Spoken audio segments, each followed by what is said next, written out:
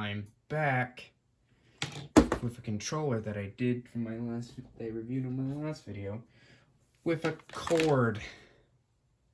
Well, hello everyone. I'm Mr. Doggy, and I'm here to talk about the Gamecube controller again. I was even trying, and for anyone who's wondering, I wasn't even trying to do this again when I was playing this video. I didn't even know this video I did last. Well, let's do this controller a little bit with some more justice. Well, first, what was this for? Well, if anyone wants to see, or the camera wants to see, Nintendo Gamecube by Nintendo. So, yeah. This is specifically the Smash version because it's the only one they sell anymore. They don't sell you any other color of what I know of. And if I find one, don't worry, there will be a picture of an Amazon listing of an official one if there is. If there's not, there's probably be plain text saying, of course there isn't. Or something like that. But, I use this on a good amount of games, and a problem. I don't think people use this anymore. I think it's because it's ancient to the 2000s, and it was only used for this thing. So, either get an official Nintendo one, or like me, you got one that's like this. You get another one. So, does it go to 2 USBs? Really? But this does come with 4 ports, which I now currently do have 4 now, but we'll get into that. Maybe, I don't know. So, let's find out the geography of this controller. So, in this middle area, the sole thing on this controller, a start/pause button, because there's both a start and pause for some reason. Don't know why you need both, but fine. A freakishly small C-stick, and apparently it was smaller at some point. That's terrifying, but this is tiny compared to the other stick.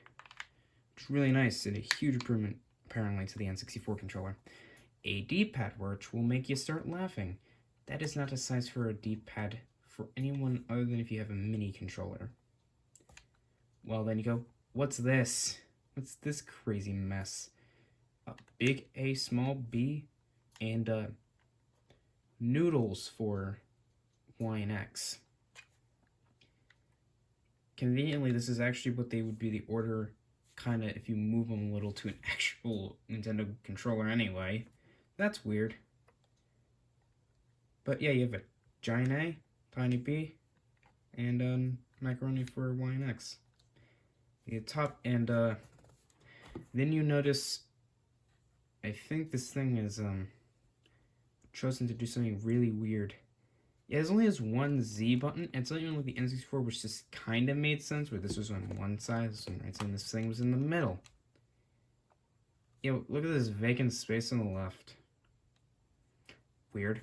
Then we have the analog triggers. Make a click sound when you push them down. That's pretty nice. And of course I'd use tri-wings for those screws. Why would it use anything else but a tri-wing? And yeah, with Z, one that is super quiet. Of course there's only one, it's weird, but and it's tell. One they sell nowadays only has the GameCube controller thing, and it's wired. I'm hoping someday they bring back Wavebirds, but I have low hopes for that. Now, for some inside stuff, there is a this isn't a Wii. This is a GameCube. It has a rumble, built-in rumble. You know how big this was for this type of thing? It was randomly really big because past Nintendo hard you to, for the N64 you just have to slap something with this German's thing is. Yeah. Well, we also need to test how this thing plays. So I need to introduce you to the concept of a benchmark game. What's a benchmark game? A game that literally is so simple, anyone can understand it, and almost anything can play it. I have a preference. Its name is Sonic Origins. Let's get to playing. So we got Sonic Origins up, and if you're... No, I don't want to... Wait.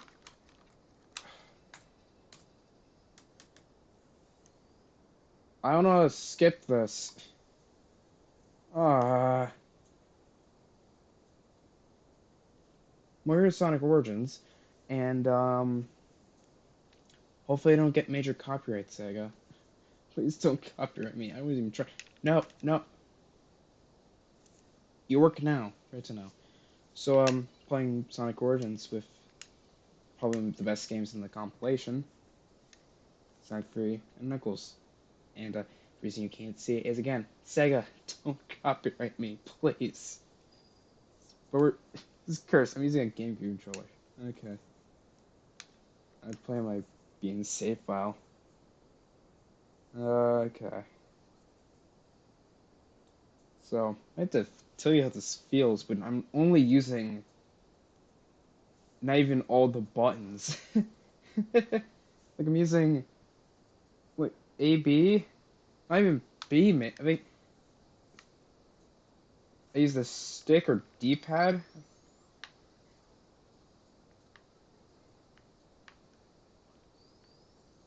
There's speed shoes. Huh. Okay. So, like, an X. But it's not a pain to play. I know with SNES games, it can be painful to use this thing. Being, yeah, I need good range of using B and Y and the side triggers. Like, this is the amount of power of an SNES. This is part of an SNES using an NES controller.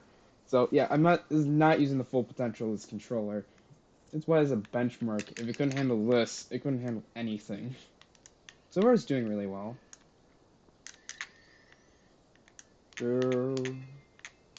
Okay, there we go. So yeah, it's good.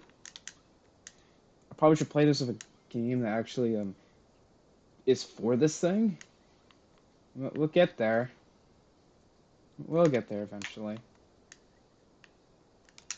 So otherwise, the controller's working great. Pause.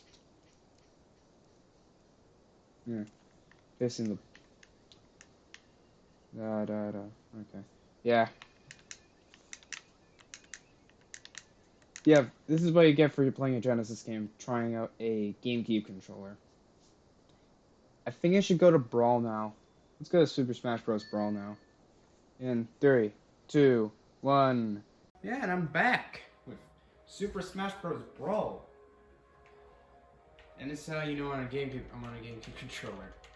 This is a C-stick thing. You can do this in, I think, you can do this in Melee as well. I think like Melee and Brawl, like the two major ones that do this. That's dead. So, rules. Brawl. Oh. Thank you. Yeah, you have to have that connect so I can even make it run.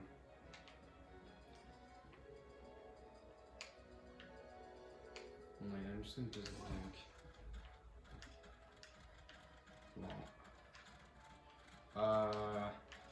Stock. 3, handicap. Stage, choose, please. Yeah, survival. That's what I would call it. Yeah, survival. Not stock. Time for me to see me suck. We're gonna just do fun destination because why not? It's probably harder, but you know. Oh, I got the Melee one. I even was trying for that. I just, I can't even choose music. So yeah, this controller definitely works better in a game that makes it work. Problem, this is Brawl. I have no problems with it, but I've heard other people have problems with it. I tend to suck. I'm amazing doing so well. Yeah. I am dealing with not using my control scheme, even though I have one. But yeah, the controller works pretty well. Yeah, I totally want to use the Z button for grabbing. That definitely feels comfortable. That's more of the controller. Like overall, the controller feels great. I have no issues here. The biggest issue is that is mostly mapping issues, which I can fix no problem.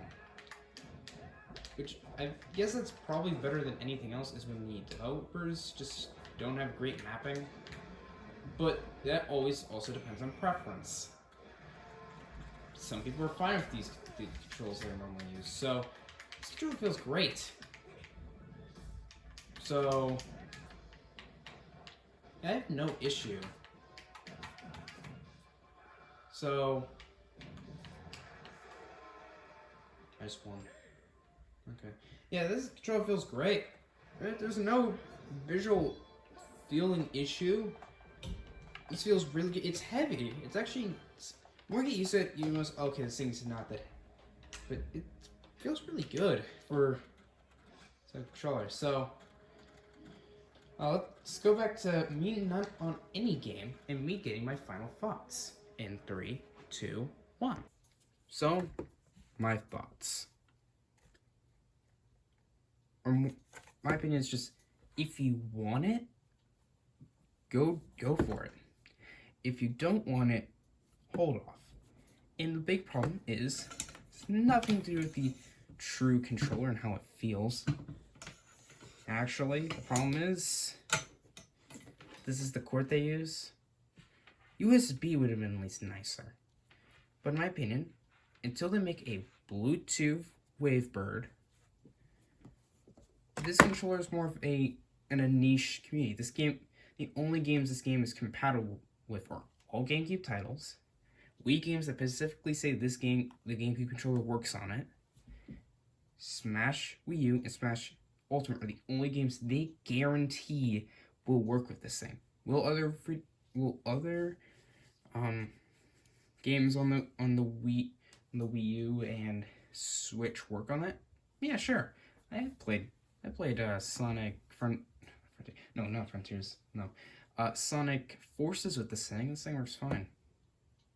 I'm sad it works with Forces, but it works fine. So it's just more of, would you want it? And for Nintendo, good controller. You can't be making a controller for over a decade, I think. 2023? So now, it's been 12 years since that thing released. Can you at least do the Wavebird? This is the one thing no one talks about, but it's really important. So bring the Wavebird. That's what we need. Make a Bluetooth Wavebird. Keep this in production. That's how you get the people to want a game controller.